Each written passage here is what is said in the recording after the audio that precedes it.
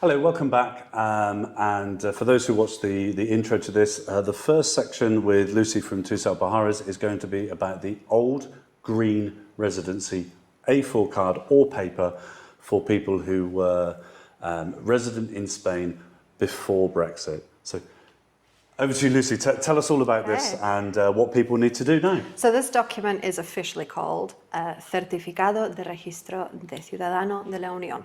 Okay. So all that mouthful just Very means well presented. certificate of registration of a citizen of the Union, meaning part of the EU. This is why they were issued to people pre-Brexit who were from the UK looking for residency here in Spain. And also, may I say, were a lot easier to apply for back in the day. Of course, yeah, a lot less paperwork. Yes. Thankfully for European people, the situation is the same. They apply for this green card or the green A4 piece of paper. Now it's mainly the card because of its more convenient size. Yeah. And they can apply for that still as people from the UK used to be able to. Now, what's quite important for people in the UK who have this green piece of paper, even though it is still recognised by the government as an official form of identification for residency, it's encouraged to try and change this piece of paper into a TIE. Okay. TIE being the new identification card for British residents out here in Spain. Fantastic. And that's for those who were here before Brexit? Yes. Yes. Okay. And because I understand there's been, looking in some of the forums that we're both in, trying to help people, that some people have been coming up against, for example, going to the bank and they say, oh, we don't accept this green card anymore, you need a TIE. Whilst legally that's not correct, we are seeing more and more places that are only accepting the TIE. The government stipulated the green residencies will still be valid, especially for British people, but unfortunately we are seeing some private entities or banks causing this issue.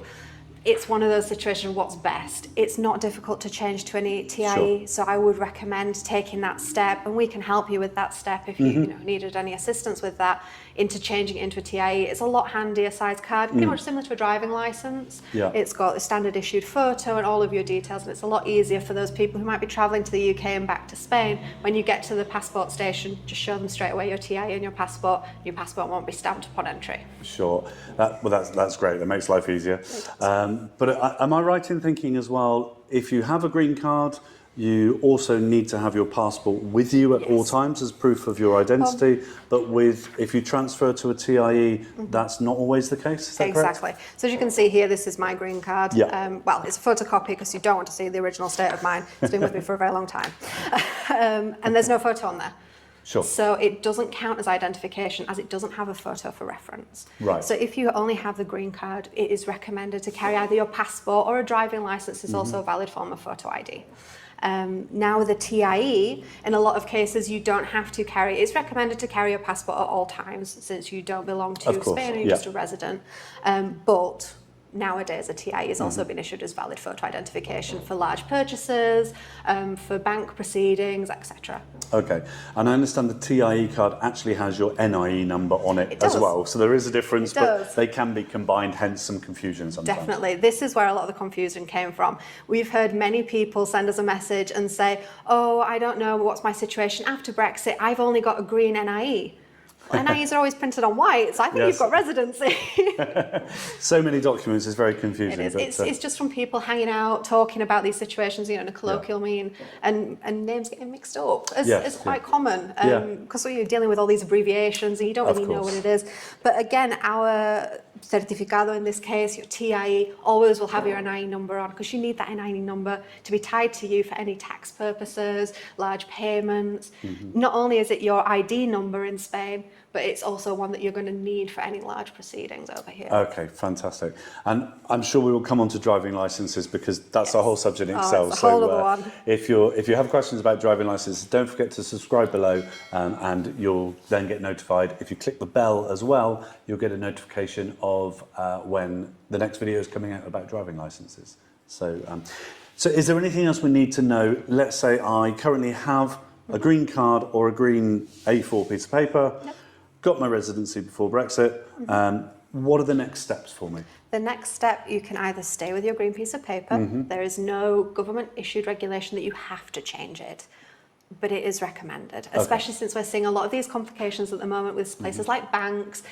just being rather difficult and, Yep. and refusing to issue things with the green certificate. Okay. I would recommend exchange that to a TIE, which we'll be doing a video on TIEs quite soon for all the information about that.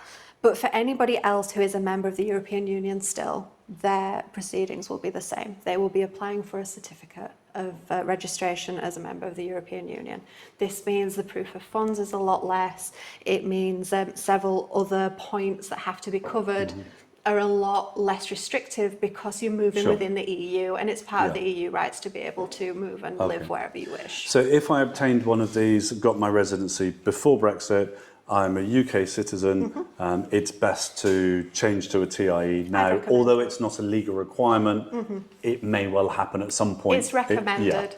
Get in there before the rush, start applying now, and just get it seen to, because if you're going to stay here for an extended period of time, you're going to Yeah. need it at some point. Okay, that's great. Well, thank you very much, Lucy, for that. And for those who need any help with that, I know it was it's a simple process, but with all Spanish paperwork, it's been really helpful to have someone guide us through the process. So if you want any help with that, don't hesitate to get in touch with Lucy, and I'm sure she'll be able to help you. And do look out for our next episode coming very soon. Goodbye for now.